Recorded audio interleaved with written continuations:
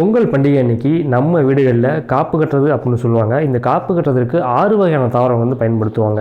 அது என்னென்ன அப்படின்னா மா இலை, வேப்ப இலை, கண்ணுப்பூளை செடி, ஆவாரம்பூ, பெரண்டை, தும்பை. இந்த 6 தாவரங்களுமே ஒவ்வொன்றும் ஒவ்வொரு மருத்துவ குணங்களை கொண்டதாக இருக்கும். மா இலை எடுத்துக்கிட்டோம் அப்படின்னா அது காற்றை வந்து சுத்தப்படுத்தும். வேப்ப இலை பூச்சிகளை வந்து விரட்டுறதுக்கும் நோய் எதிர்ப்பு சக்தியை வந்து அதிகமாக்கும். அதே மாதிரி கண்ணுப்பூளை செடி விஷ முறிவை வந்து கட்டுப்படுத்தும். ஆவார செடி ஆவாரை இருக்க சாவாரை கண்டதுண்டா அப்படின்னு சொல்லுவாங்க. பெரண்டை செரிமானத்தை அதிகரிக்கும். அதே மாதிரி குடல் புண்களையும் வந்து ஆற்றும். தும்பை செடி இந்த பனிகாலம் முடிஞ்சு கோடைகாலம் ஆரம்பிக்கிறதுனால காலநிலை மாற்றத்தால் வர நோய்களை வந்து கட்டுப்படுத்தும். அதே மாதிரி இந்த பொங்கல் பண்டிகையை வெவ்வேறு நாடுகளையும் கொண்டாடிட்டு தான் இருக்காங்க. ஜப்பான் நம்ம எடுத்துட்டோம் அப்படின்னா குதிரைக்கு பொங்கல் வச்சு கொண்டாடுறாங்க.